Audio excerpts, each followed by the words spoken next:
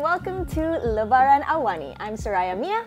And I'm Tehmina Kaoosji, and we are delighted to be with you on day 2 of Hari Raya Idul Fitri. Yep, Salam Hari Raya to you first and to all of the viewers. So, how was your first Syawal? My first Syawal was relaxing, but at the same time, I am so full. I'm very glad I'm wearing this free and easy, beautiful piece. It's really, really nice, and I can tell that you must be very comfortable in it. But yeah, how was the celebration so far? You know, because this year I feel like Raya has been more big in Malaysia. Right, yeah, right. But you said yours was relaxing. Mine was relaxing, but I think it's only because we distinctly decided as a family to just take a seat back and only go to the 1 or 2 houses which are a definite must go to. You know, you've got those family members or those extended friends like family that you have to go to. But everywhere we went, stuffed to the brim with, you know, ketupat, rendang, all our favorites. What about you guys? Well, so this year is a little bit different for me because I recently got married, so we have this whole, you know, like sharing traditions. I've been used to, you know, having only one kampung all my life because my dad was, I mean, he's Thai, so we always had to like celebrate only in my mother's side. But now we have to share our kampungs, which is actually kind of nice. Right. Yeah. Sharing kampungs. And what kind of you know, brokering kind of a deal or arrangement is that? Was it very peaceful? So yeah, that's the thing. Normally in Malay tradition, we always would give the husband the first raya, but this year it's my turn first, and then the next year then it'll be his first. But yeah. Okay. So Tehmina, I'd like to ask you, what is your, you know, what does Raya or Syawal actually mean to you, like in your family? Well, to me, I mean, personally, of course, I'm a non-Muslim, but of course, as a child, I did grow up and was born in Hyderabad, which is a Muslim city in India. Yeah. So Eid, as we call it over there, it's like the most exciting time ever for a child, regardless of background, regardless of religious affiliation, because what happens is, it's all about the food. Children get plenty of gifts, all the way from you get extra sweets from your neighbors, you get extra new clothes, etc. And if I say Eid Mubarak, the traditional Hyderabadi greeting in return is Khair Mubarak. Khair Mubarak. Yeah. Ah, that actually sounds Arabic, actually. It does, it's it like, does, what does it actually mean? Khair is like, may all be well, you know? Yeah, so Khair Mubarak. That's how you reply if somebody wishes you Eid Mubarak. That's nice. Yeah. Okay, so I learned something new today. But yeah, you mentioned a lot about when we talk about Eid, no matter the country, right? I think it's always about food. It's about family, and another part would probably be fashion. Absolutely. Right? Just wondering, who are you wearing today? Today, I'm actually wearing a lovely airy piece by local designer Hatta Dolmat. I love it. I love the color, especially. It brings out your skin color. Thank you. And yours brings out yours, even though you were saying pink is not so much your color. It really isn't, but I actually am loving this piece. It's by Teruntum Putih. I like it. Very simple, but elegant. I like those little touches of embroidery that they have. Absolutely. Like all of this right here, it's really, really beautiful. So I did get the chance before Raya to speak to local designers. Fiziwoo at their HQ in Setiawangsa. Right. It was actually really nice because I was surprised that they've upgraded their HQ to like a really big bungalow, so it felt like a Raya visit, even though it was before Raya. It was during Ramadan actually. So I spoke to only Fiziwoo, Hafizi Raziwoo, and I want to share with the viewers what they have for this Raya collection. So how about we take a look at that? Hi, it's Saraya Mia reporting for Lebaran AWANI at local designer brand Fiziwoo's HQ in Setiawangsa. Now, Fiziwoo is recognized for their unique and contemporary designs, often mixing modern aesthetics with traditional elements. And we're going to pay the duo designers a visit today to discuss Fiziwoo's Lebaran 2024 collection. Let's go.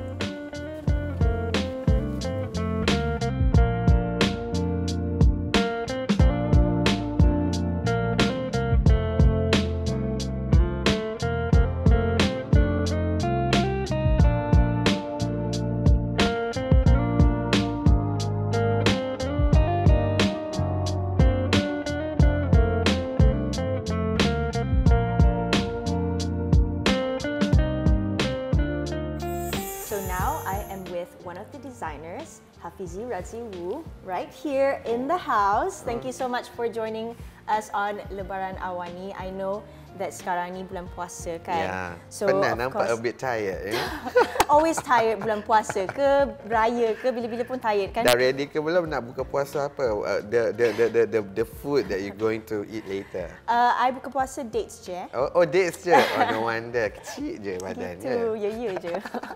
Anyway, so how are you doing this Ramadan? I'm good. It's just this puasa month is a bit busy for us, especially this year because I think compared to the previous year lah, especially after MCO, this year everything is like picking up, everything is go crazy, and then the raya has become nearer, lebih dekat kan, right? So everything have to, how to say, like compress everything, so we have to deliver it in one shot.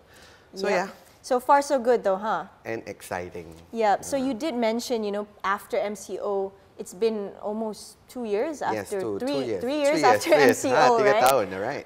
So like things have definitely changed, from even before MCO and then to during the lockdown and after. So a lot has progressed in terms of digitalization and how has the fashion industry grown? Oh wow, it's shift quite a lot actually, and even we ourselves also have like macam adapt with the current trend and style, as in before this, okay, let's say as in customer behavior, right? Before this, they prefer to go to the shops and try it on, the baju raya, whatever. And now no more. They prefer to do it online, as in we have to provide customer service, as in like personal shopper service to entertain through WhatsApps, through text, through emails or whatever, instead of they come to our shop and try it on. So in a way, we have to adapt with these new changes, and which I think is quite good for us as well, which is we explore. We in a way like explore new things that we haven't explored before. And one of it, before this, we always rely on third-party online, as in online shopping platform. But now we have our own online shopping, which we invest quite a lot for the system to work perfectly to cater the market. Yeah, I caught two things when you explained just now about the shift of customer service. So that means Fiziwoo has invested even more on customer service and also digital platforms. So I guess it's great to always stay ahead, right? In this very fast-moving life. But however, Raya is just around the corner. And of course, Fiziwoo has a Raya collection. I'm wearing one of it. It's brocade, and I noticed that this is maybe the first time that Fiziwoo did brocade for Raya? It's our first time for our mass ready-to-wear Raya collection, because before this, we always, how to say, like giving, we give like a simplified fabric, as in like cotton, plain fabric or whatever. But this year we try to step up from our comfort zone. We explore more in terms of material, which is like jacquard, and also for this year we do have lace as well. So yeah, and total of 4 different material for this year. So more choices to our consumer. So we hope the feedback that we will receive is, I'm pretty sure Fiziwoo already has a following or customers that have been always, continuously supporting you. Since day one. It's been 13 years. 13 years. Yeah, 13 years. 13 years is a very long time. I mean, but so back to your Raya collection, you said there were 4 different sort of elements or materials to it. And I've been following Fiziwoo for the past maybe like about 4 years since I started Awani. And you have always been showcasing this kind of minimalism kind of look, but this year it's more different. It's going out of your shell, like you mentioned just now. How does that feel, to kind of just change the game a little bit? Okay, so basically when it comes to Raya collection, there is no specific trends or specific colors. And every year, Raya will be Raya. And then everyone, the goals is to look good and to have the comfy, but at the same time you look stunning. So for this year, it's been like, I think including this year, this is going to be our 8 years producing Raya collection, mass Raya collection. So of course, every year we give like something that is, how to say, not expected, as in in our consumer comfort zone. Okay. So why not for this year? You know, it's been our 13 years in the industry, right? We give more. And then somehow with our current market, it's quite competitive. So that's why we have to step up our game. I mean, like I say, give more, but in a very competitive price. Yeah, I get what you mean. Yeah. Now, when we talk about trends, even though Raya, there's never really a particular trend, right? Like, who sets trends? I guess It's our designers. Mother. It's our mother, actually. It's right? seriously, Like, it's our mom. Really? Really? Okay, one question to you. Okay. Who set the color trend for Hari Raya? No way. Right? It's either my mom or my auntie or my yeah. auntie punya auntie. So our mom is, in a way, she is the Anna Wintour of Hari Raya. You know, she's the one yang macam kalau dia rasa, let's say, dia lepak, she hang out with her friends, and then suddenly their conversation is all about colours, about this handbag, new handbag colour, as in burnt orange, okay, for instance. And then she balik rumah, okay, for this year, our Raya colour will be burnt orange. So there you go. So that's why we as a designer, there is no specific color or whatever. We just give a wide selection of colors. So everyone can, I mean, like we can cater everyone's needs lah. Right, right. That's why it's always good to have a variety because, you know, not every mother will think the same. No, no. So this person would like to have lace. Yeah. Some people like minimalism. But of course, But every it's true, year... right? Our mom is the trendsetter. It's true, and I did not realize this until today, but moving forward, I guess this is also something for me to be empowered. You know, us women have the power to set trends. Congratulations, by the way. Thank you, thank you. Okay, let's go back to the Raya collection right now. Kahwin, okay?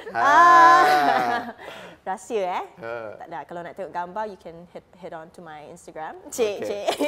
I'm also donning Fiziwoo every Raya as usual because I love their products. Thank you. But yeah, talking about trends, right? We're still on the trend kind of topic because even though there's not a particular color theme or anything like that, but then there's always, every year people like to follow a certain, maybe like a trend, a style. Sometimes people like the mermaid skirt, some people like the whole, I don't know what you call the puffy sleeves and everything. So what are your predictions for this year's trends? I believe, okay, how it works when it comes to Raya collection, I believe every designers in Malaysia, they have their own styles or their flares, right? And for us, Fiziwoo, this the one that you're wearing right now, this is considered one of our signature cuts. So all of our customers been supporting us since day one.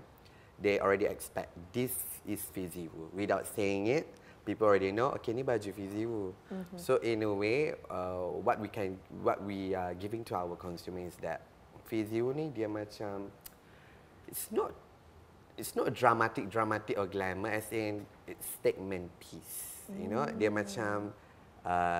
You pakai, you diam, orang dah tahu it's Fiziwoo. Something like that. It's a bit hard for me to explain, but something like that, you know. So Fiziwoo punya customers, mostly, I think, they are very strong personalities. They know what they want, and they are very confident with their body. So that's why, in terms of like design, you know, the cuts, colors, and everything. It's okay lah, easy. Let's make it easy. It's very statement piece when it comes to Raya collection from Fiziwoo. Absolutely agree with all of the points there. Honestly, it's not just words, but in fact, it speaks itself. So, like from my perspective, when I look at Fiziwoo or when I think about Fiziwoo, I think minimalist, but also very like statement. It's in the middle. Yeah, it's like statement piece. So even people like me who don't like to wear heavy makeup, you know, just like to be natural, you wear the piece and then you... The baju help to speak for you. Yes, exactly. It's like just wow. Yeah. So anyway, Fizi, right now it's Ramadan, right? So how has this Ramadan kind of like been different than the year before? And then how about Raya this year? Do you expect anything of a change in terms of the fashion industry in Malaysia? Okay, I think for this year Ramadan, for us at Fiziwoo, we do in terms of like the marketing and the way we're selling the product is a bit aggressive compared to the previous years. Of course, this year, instead of our digital platform, we do have our physical store as well. KL is small, and then just opened recently, Fiziwoo at Cebu TRX. And coming soon within this weekend, I think, if I'm not mistaken, this weekend and also next weekend, we're going to have like a Raya booth at Absolute Bazaar, Star Vendors, and then some others outside of KL. So, of course, the projects and also the excitement is more lah compared to the previous year.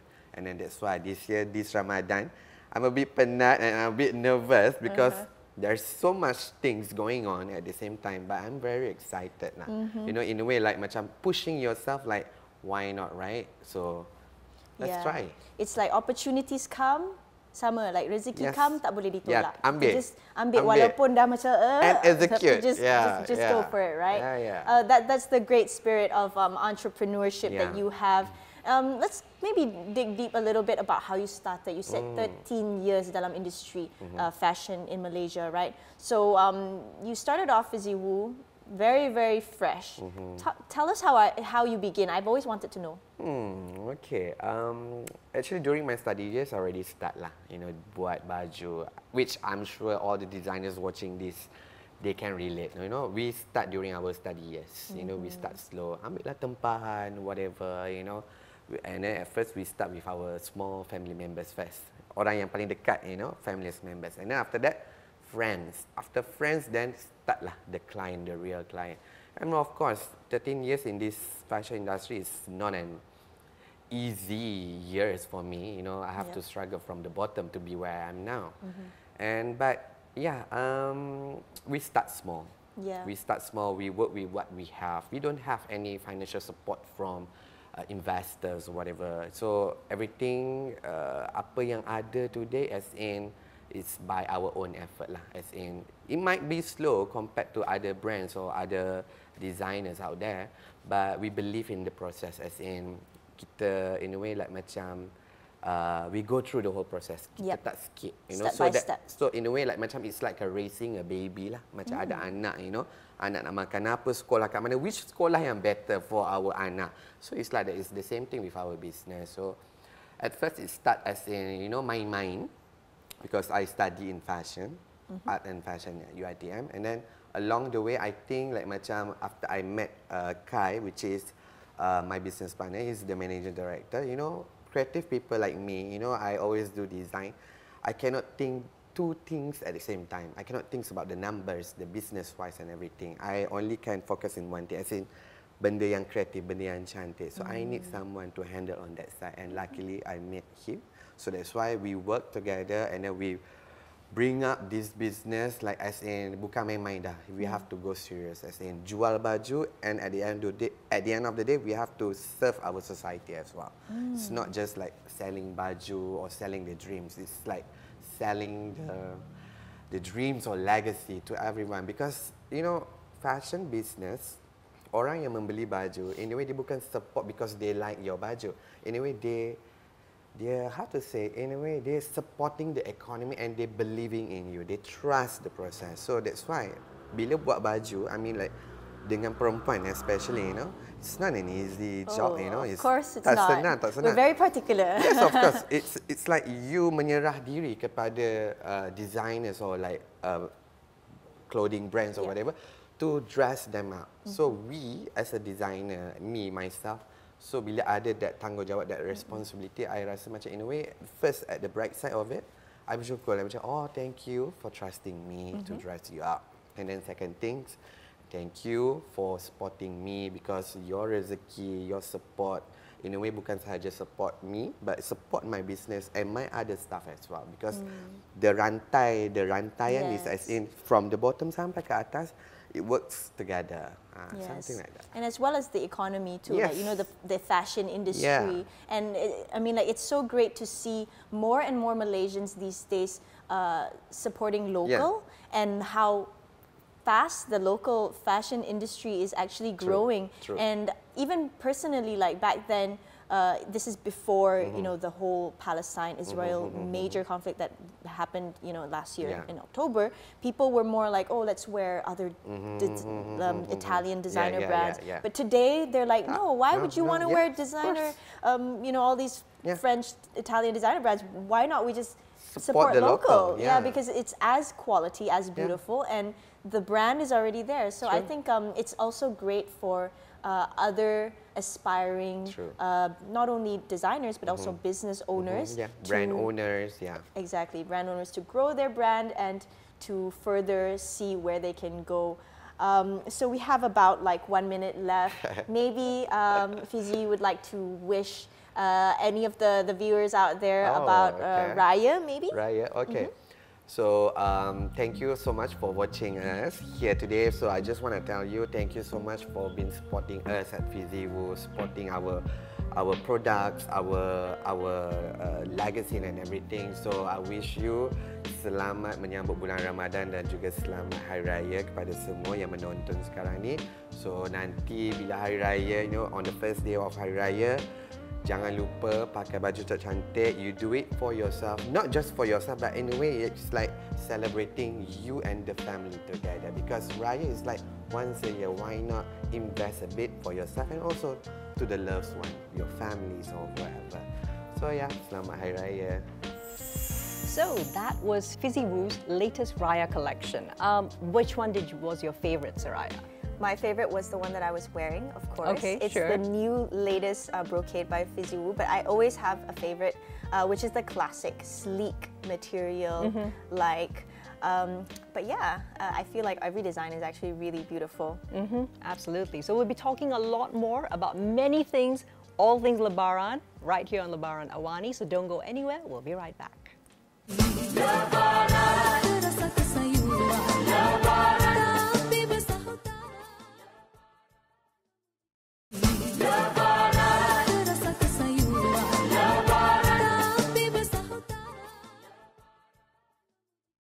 Welcome back to Lebaran Awani with me, Tehmina, and Saraya Mia. All right, so we hope you're having a wonderful, relaxed day. And Malaysian households being Malaysian households, we know you are getting knee-deep into all the kueh raya that you have. What's your favorite, Mia? I do not have a favorite. Honestly, I love all kueh. I'm a sweet tooth. But I actually love semprit a lot. Kueh semprit. The almond Londons, definitely a must. Oh my goodness, yeah. And also kueh cornflakes. It's actually really, really easy to make. You don't even need an oven for that, True. I have seen that. So I am the opposite. I do not have a sweet tooth. So I will just be going for all the savory stuff. Give me all your rendang, give me your, ketupat, etc. That's me. Yeah. That too. The savory too. Honestly, Raya is just all about eating. But yeah, let's think about working out and diets later. Later. I think this should be at least one whole week of everybody enjoying and also perhaps, getting those family recipes. And one thing that I actually found was a great recipe for, believe it or not, mushroom rendang. Mushroom rendang? Yeah, exactly. Like, is that for vegetarians? It's for vegetarians, or for people who prefer to do maybe a little less meat during Hari Raya. So that was interesting. I'm actually going to try it out soon. Oh, so you haven't tried it? No, I haven't. But I did happen to taste it when I ordered at a restaurant that was, of course, a vegetarian Malaysian restaurant. So I think it's so interesting because that's another example of how Raya, as well as our foods, can be super inclusive. Yeah, I like that point because, in Malaysia itself, Raya is not just, like a Muslim tradition only. It's celebrated among all races and all, non-Muslims as well who come to open houses of the Muslim friends and family. And I actually really like that about our traditions and culture. Exactly. And you know what? That actually brings me to telling us all a little bit about our next interview. So, Saraya, I happen to speak with Ayana Jihye Moon, who is a Korean Muslim mualaf convert. She has been for the past 12 years, and she came on Lebaran Awani to speak to us about her personal journey to Islam. I'm very interested to know. She's a very unique character in Malaysia, and I'm sure you have heard a lot about her. So yeah, let's hear her story. Yeah, exactly. So Ayana will be sharing a little bit more about not just her spiritual journey during the month of Ramadan itself, but also some of the barriers and challenges that Muslims face in a society such as South Korea, and what she has been doing to help shatter stereotypes, barriers, and also, of course, be the best Muslim example that she can be for young people. Let's watch. Okay, so we have joining us now for Lebaran Awani in our Astro Awani studios, Ayana Jihye Moon.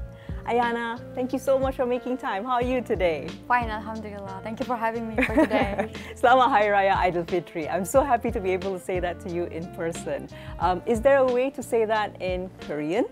Actually, there is no, but maybe we just can say that 즐거운 Hari Raya 되세요, something like that. Just like Happy Hari Raya, enjoy Hari Raya, if in Korean. I see, I see. Okay, so Ayana, for some of our viewers who may not be familiar, even though of course you have been a Korean Muslim mualaf for quite a while, tell us a little bit about your story, what you do. Basically, I revert to Islam when I was in high school, when I was 16 years old. Right. So it's been already 12 years. And then I came to Malaysia to study about Islam. But then at that time, I could not get support from my parents because they were not happy with my decision to revert to Islam. And then it's really big thing, especially in Korean society, because there are many bad prejudices towards Islam. So at that time, I was miskin, I was very poor. So that's why I tried to be the model to earn money in legal way. With better income, so I became the model. But Alhamdulillah, I could be very stable in modeling industry. So I could be the brand ambassador of many commercial brands and so on. But the reason why I came to Malaysia was actually because for study, right? So yes, that's right, and that was quite a few years ago, right? So from the first time when you came to Malaysia, tell me about how you felt in that sense being a mualaf, but in a mostly Muslim society. The difference between that and being in Korea. Because in Malaysia, honestly, as a Muslim, everything is easy. I mean, like you can do puasa every time, and also you can salat. Because like in Korea, you cannot ask people to get some time for salat. For example, our Fridays are quite structured over here. We have longer breaks, etc. Yes, and even the daily prayer, because we have to pray 5 times. But honestly, it's quite impossible in Korea. If you are especially a student or a staff at the company, because because there is even no surah, right? And also when it comes to food, it's also very tricky because although there is chicken or beef, but it's not halal. Sure, sure. And there's no real, for example, certifications that can tell you that the food is halal, right? Yeah, so like somehow you really have to be part-time vegan or flexitarian, understand. For your dietary as well. But like in Malaysia, everything is very easy. I can eat halal food everywhere, and also people don't comment about my attire as well, although I wear hijab or not. But in Korea, it's quite tricky, you know, because people see that they can understand about Islam somehow, but then if you wear hijab, they feel that you are very strict Muslim. I see. Even though it's quite natural for you. Yes, because like this one is something that you already declare that you are Muslim, right? So like to Korean people, like it's a bit like, oh, she's very Islamic. Okay. So Ayana, if you don't mind sharing with us a little bit more about your personal hijabi journey, especially. Did you also start wearing the hijab when you first reverted to Islam when you were 16, or was it later? Actually later, when I just came to Malaysia, because the reason why I could wear hijab is because at that time I didn't really know about hijab. However, I saw that this is the part of Malaysian culture. So I wanted to respect Malaysian people, and then most of my friends are hijabi and very like polite Muslims in Muslim society even. So I just thought that better I start to cover so that another people will not feel uncomfortable. And you were also studying at the University Islamic Antarabangsa. Yes, UIA. So like those Islamic atmosphere affect on me. However, like in Korea, sometimes I cannot wear hijab properly like this. But then like I just wear hoodie or like just cap. So that I anyway try to compromise a bit, but still I just do my best. Yes, you're covering still within the means that is expected, right? Yes. Okay. Ayana, that is such an interesting story, especially I think for our Malaysian Muslim viewers who are, of course, have just finished observing Ramadan, and they are, of course, now celebrating Hari Raya. So you were talking a little bit about your journey to basically make a stable income so that, you know, as you said, from miskin moving into being able to support yourself. Tell me about how your journey leads you also to entrepreneurship. Because somehow it's very natural because my both parents are entrepreneurs in South Korea. So that maybe I saw it naturally, so that like I also saw so. And also, in fact, it's a bit hard to be a normal employee in Korean society. Because like, for example, if you wear hijab, of course, like it can be kind of barrier for yourself. So at that time, I just thought that what if I just build my own business? Then I will be the owner, so I don't need to make the rules. Yes, I will make the rule. I don't need to think of the attire and so on. That is actually the one thing. And also the different thing, another thing is I always see that whenever I join the forum as just an attendee or as a speaker, I always see that most of people are men. Yes, so, very true. The male representation is so high. That's why. So I just thought that what if the young female women also into business, so that talk about the women's side as well in the business scene. But then I have to be the entrepreneur first to talk about that, and also so that I can share the hardship as a young businesswoman as well. But if you are just an employee, sometimes it's a bit hard to talk because you do not understand the business side and then what kind of hardship and struggles going through, like, and so on. Exactly, exactly. So now, Ayana, you're also the first Korean CEO of a company who is a Muslim. What to speak of the fact that, of course, I think you're also definitely the first female Muslim Korean CEO. Tell me how that experience has been, because you are not just breaking barriers in Korea, but I think you are breaking barriers for the whole mualaf community worldwide. Because that one was quite coincidence, because but like alhamdulillah, maybe there are few very good people who can see the potential from the young female leaders. And like, for example, another people somehow they don't want to listen to my story. I mean, like what kind of thing I went through and then what kind of struggle I experienced it. However, the few leaders, very outstanding leaders, they always want to find someone who have their own story. So like that one also can persuade maybe the chairman, and also at the same time they know that how I built my brand as Ayana. I'm like that, and I start and I establish everything from zero without my parents' support. Sure, with even no financial backing either. Yes, everything, even in foreign country. So like if you have the sense in business, you will see that how actually the lady can make the own brand by herself, even in foreign country. So maybe that part also can maybe become very interesting for the people who chose me. And also at the same time, I have my own vision all the time. It's not like I can do business, but I always have the reason, what kind of collaboration I had made, and also what kind of study I'm doing, and what kind of thing I want to do in the future. And also all the things that I've been doing now is not for myself, but for Ummah, and for another Ayana in Korean society or in another society in another world. Exactly. So you're really coming from a space where I think the more people know about your story, right, Ayana, the more interested they are. Speaking about storytelling, you have also published a book about your journey. Tell me more about it. Actually, I brought the book for you. Yes. Yeah. Thank you. But this one is my first book, which is Ayana Journey to Islam, and it became the bestseller in Indonesia. Right. But then what I want to say is all the proceeds from this money has been donated. Right. So the money is not actually for me. Because why did you decide to do that? Especially even though it is your first book, and at the same time, I think it's also understandable to get the profits yourself. Why did you decide to donate it?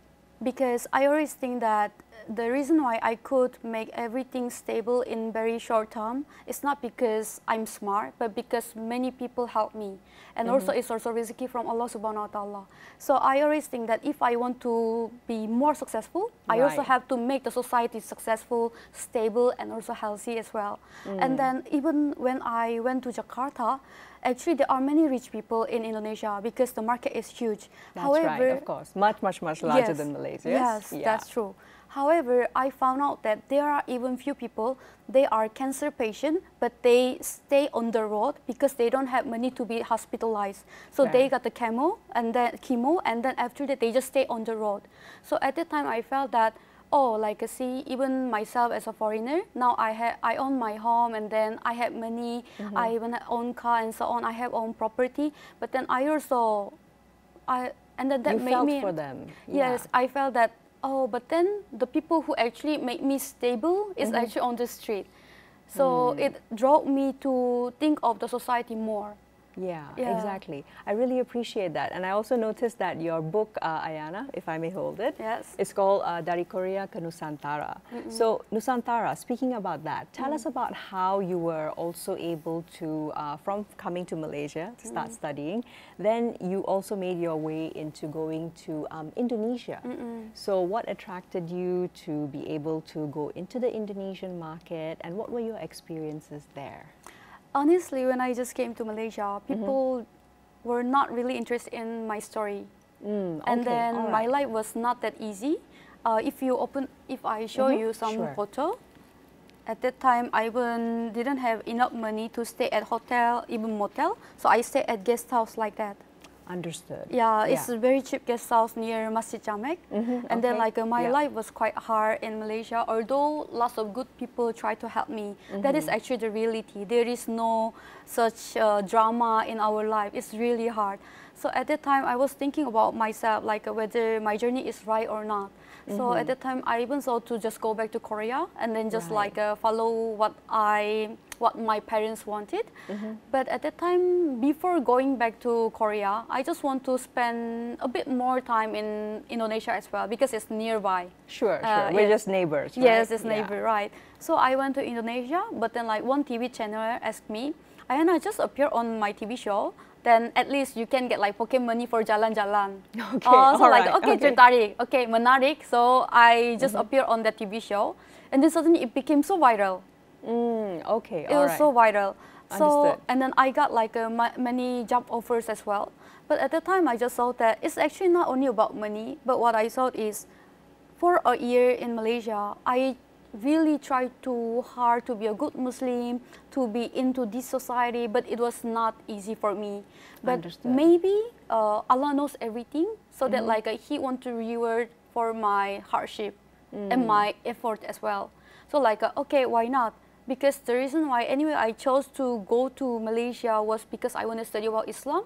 So then maybe I also can learn Islam in Indonesia as well. So exactly. that's the beginning of my journey in Indonesia as well. That is so lovely, because I think what you found out was perhaps a bigger market, there is a different kind of acceptance, but at the same time, Ayana, you are still maintaining some very interesting joint research projects that you're doing in Malaysia. Tell me more about that.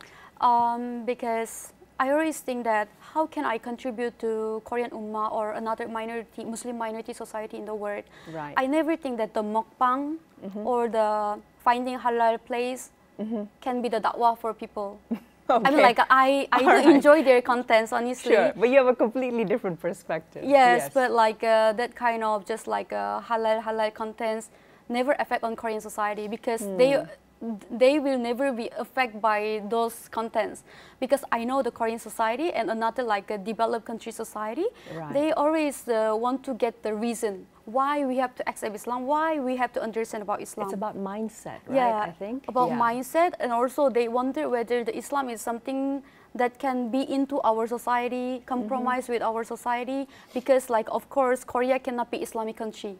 That's really idealistic. I mean, of course I hope, but it's very idealistic, right? So that's why I just want to find maybe there should be something in common. And also I thought that before this we accept the Confucianism, but Confucianism is very sexist religion. But then why not Islam?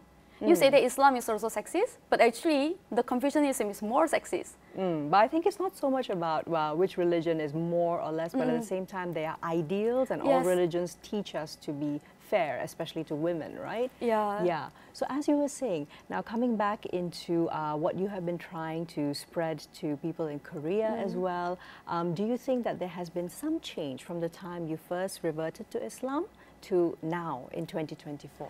Honestly, no, because all people just want to make the halal contents only, so that like it will never affect on the Korean society. That's why I started the research, because I want to show like what kind of common things we share each other. And what have you found? What do you think are some of the common things? Because like even the biologically, historically, we were connected, but of course not so deeply. But like another Western religion such as Christianity, they also now can be into our society, right? But then I always see that we have like more common things than that. And also there should be the kind of, it's not about the religion, but it's about the, just like a philosophy and also teaching that can affect on Korean society, because Islam teaches so many beautiful and gorgeous things, and also we teaches about the harmony and so on, so that currently like it's the era of conflict, era of division. All the people, they We're argue. seeing this worldwide as well. Yes, correct. Yes, and also, yeah, and those kind of the current issues, somehow Islam also can suggest a way to resolve it and so on. I don't think that it will really change the society at once. However, I always think that we need this kind of maybe try as well. And also another thing, I always think that we need very influential Muslim figure, one influential Muslim figure in Korean society, so that people, it can actually destroy all people's stereotype. Yeah, because like a role model, right? Yes, role model. But we actually don't need a bunch of people. We don't even need a group. We need just only one person. So I always try to be that person. Yeah, so you are really hoping to be a person who is looked up to, but not just in the way in which you conduct your business, but also in the way in which you put your faith forward. Connected to that, tell me about your work, which is in political campaigning, where you also focus on Korean youth and young people. How has that been for you as a young Korean Muslim woman? Because for me, many people ask me, Ayana, what K-pop group you like? What kind of Korean actor you like? Actually, I don't follow any of them, but I like politics. So like I always told them like you like Kim Soo-yeon or like BTS. I also like the politician. That's just different thing. Yeah, and then I always think that if more people will be interested in politics and how the politics goes on, it will really affect on changing our society. That's why I joined campaigning, and also I joined like committee, I joined the community as well, because we have to understand about the society and also how the politics goes. Because lots of people think that, oh, why the politician actually cannot just make the policy that we want, but the policy making is not that simple. You know, it actually, there are many steps, and then we have to go through so many things, so many research, so many surveys as well. But then, for example, if you don't know, but then even in the future, I also can say that why the politician cannot talk about the Muslim right and so on. But we have to see that there is even no Muslim leader who can talk about that. That's right. So you're actually trying to build that platform first, and then the second step would be advocating for rights. Right? Yes. Exactly. I think that's brilliant, Ayana. Ayana, now coming back into, of course, the month of Ramadan, which we've all just experienced. Of course, myself as a non-Muslim, I always really admire how my Muslim friends are able to go through the full fast, especially considering how hot the weather has been lately. Tell me about your own experiences observing Ramadan during the month. Before, when I just converted, it was really hard. Especially I was in high school, and then as you know, like all of Korean high schoolers, they study really hard. That's right. Yeah. The schedule is like literally it's 9 to 5 and more. More 9 to 9 somehow, like 24 hours. We study. Tuition classes and everything that comes together, right? Yes, so it was hard.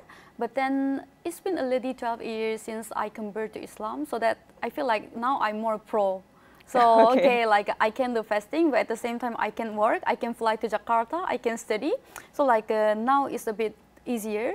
And also before this, I was always a bit nervous during Ramadan because, you know, there are many people who want to observe how these mualaf spend the Ramadan. Right. So you kind of felt like you were under a bit of a microscope, perhaps? Yeah, and then somehow people think that dia penting tak? They wonder like whether I'm very sincere Muslim or not. So like it was a bit hard. So I always focus on the fasting. Like, oh, I really cannot drink. I really cannot eat. It was always in my mindset. So it was a bit hard to enjoy Ramadan.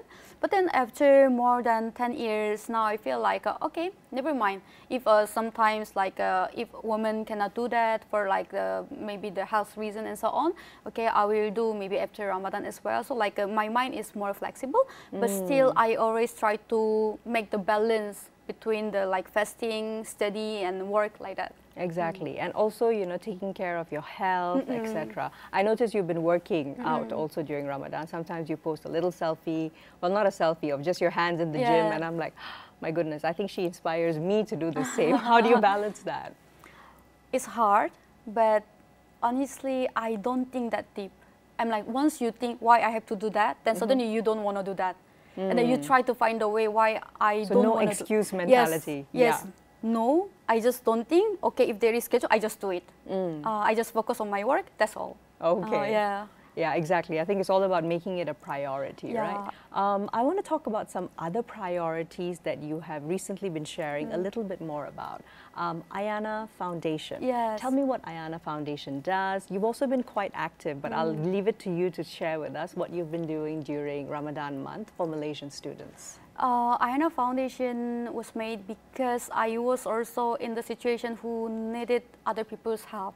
Right. But I was not helped. But anyway, at the time I had to stop my study because I didn't have enough money. I understand. But then at the time I felt like I even came from developed country. And then going to university is actually not the special thing in this era. But then why is even hard for me? Right. So like at the time I was really sad. But then at the time I had to leave my uni. While I was leaving the uni, I thought that if I could come back to my uni with better financial status, I will have the female student in the same situation with me. That's actually the beginning of Ayana scholarship. But Alhamdulillah, I became financially stable in 2 years. And then I could back to UIA as well. So that's why I start to give the scholarship to female students. And also I'm sponsoring other like a Ramadan event and also iftar, the food, because like if you see the university students, most of them are in B40, M40 like that, mostly B40. But then, you know, they only eat once a day because of Ramadan, right? Because like sahur is a bit hard to, you know, take care of sahur lah. Exactly. But then even the iftar, the dinner, they only eat very poor meal. So I felt really bad. It's not bad. nutritious enough, Yes, right? yes. Yeah, to take you through the day. Yes, that's why, okay, why not I just sponsor the iftar meal for them. And then Alhamdulillah it worked. And also I help another people outside of my uni as well. So that I sponsor the meal, I sponsor maybe during Raya Haji, I sponsor the cow so that people can have it. So that's usually the main work of Ayana Foundation. But then soon, actually there is a good news. Soon we will make the exclusive internship program. Oh wow, okay. Because I always think that why I only sponsor the tuition if the students are already great. They are already capable. But then why not I connect them to the company so that they can continue their work? Because they are already good students and then the company need good students for their company, right? So that they will be the intern of like a certain companies, but if their performance is good at the company, they will be hired. So like I keep on making that kind of, you know, initiative so that those kind of connections so that everything that you didn't have in a way, it's now organized for other students, right? Yes. Yeah. Fantastic. Well, we wish you so much more luck with doing everything that you're doing for Ayana Foundation. Inshallah. But now coming back to food, because of course it's Raya Idul Fitri. You had also mentioned that being maybe vegan part-time was something which you had to do as a Korean Muslim in the early days. Now, many years on, you are at the opportunity that you are actually working with top Korean vegan and halal brands. That is so interesting to me. Tell me more. Actually, that's the leading vegan company, not so halal. But then the reason why I found out the company is because the first thing is because of my experience. I also could not really find good food. So that I just thought that maybe vegan food can be the replacement. Or the bridge in between, right? Yes. So like at least they don't include the haram meat, so that like it can it can be always the better option for Muslims as well. And the secondly, I'm also interested in climate change activism, something like that. But I'm not an activist. I found out that I cannot be the activist. However, I always feel that everything, the SDGs goals are connected. So actually, we cannot just choose only one goal. Correct. There's 17 goals, but if you are just looking at maybe 1 or 3, not enough, right? Yes, because even you see the Ayana Foundation, it's not only about the food, but also like about the education, about women empowerment, also about the climate change and so on. So like, but at that time, I found out that the vegan food can be the better option for better society. Right. Not only for Muslim society, but just society in general. In general, right? And how has the reception been with your work to do with this? Basically, the company that I was working for, they were the biggest supporter of the WWF Korea as well. Right, So like understood. they sponsor the activities, and also they sponsor yes, about the research and also activism as well. And also at the same time, our company itself became the pioneer to change all the packaging and also sustainable packaging. Yeah, basically. sustainable Right. packaging, and also accept like kind of ESG management and so on. So that like we really do that way. And also another thing, as we mentioned earlier, I'm quite into politics as well. So that I joined the kind of campaign with Mr. Ban, who was the Secretary General of UN. That's right. Yeah, and Mr. then Ban Ki-moon. Yeah, Yes. Mr. Ban Ki-moon. He really talked about the climate change in Korean society, which is actually not the major idea in Korean society yet. Oh, that's interesting. Yes, Yeah. yes. So actually that drove me to think more about the society, because for example, you want to be the Muslim leader, then how I can make our ummah will be more greener, more sustainable, Sure. more women friendly. So like that one actually are in the same scope. Yes, they are. Yes, that's why I was really into the company and company value as well. Exactly. So I think what you've actually managed to do, Ayana, that I find deeply moving is you have certain core interests and you do many different things. But at the same time, you manage to balance your interests and your viewpoints, both Islamic and political, on all areas. What would you say is your main focus for the rest of the year? Well, I always do some things at the same time. Sure. Yeah, sure. but maybe the one. You're used to balancing many things. Yes, Yeah. but like of course, I'm always passionate for study, so I will, inshallah, I will finish the joint research with Datuk Osman Bakar about Yeah, Islam emeritus and professor. Korea. Yes. Yeah. Yes, and also the second thing, of course, I will focus on the Ayana Foundation will be more stable, so that we can have and benefit more students as well. And thirdly is, of course, I have to focus on my business. But the business is also quite important part, because if you want to do all the good things, you need money. Naturally, right? There has to be a funnel to help to support everything that you yes, desire. that's why I also want to build the company well, so that it also can give like a lots of social benefit to the society and the people. Exactly. All right. So Ayana, I have to ask you before we close, what's your favorite Idul Fitri or Hari Raya food? For me, rendang. Okay. All right. And also lontong. But like mostly I had it in Indonesia and Malaysia both. Yeah, I love it. Do you have a preference? I have to ask. Preference about for the Malaysian rendang, or is it the other way? That one is a bit controversial because like I found out that many people are arguing about. Oh, I think like, we're very passionate about our food. Yes, exactly. yes. But at the same time, what about perhaps even vegan rendang, right? Because that might be something for the near future. Yeah, so that's also a good idea, vegan rendang. But then like we have to know whether people actually demand it or not. Exactly, Yeah, but like exactly. it would be also a great option. Like if people want to have the vegan rendang, and we can make the real vegan rendang, I mean the taste and everything, the texture, then it will be also great. Fantastic. So before we close, Ayana, what are your Idul Fitri wishes to our viewers today? I wish that all of the people who watch this show will have the great time with the family, because like I know that lots of people somehow they cannot have the good time because of maybe the certain situation, like there is a war, there is conflict. So that I always think that now what I'm enjoying is I feel that I'm very privileged. Yes, we all are. Yes, we are, right. But still, the people who can enjoy the Idul Fitri with beloved ones, I really wish them to have the great time with the family and friends, because we cannot actually stop the time.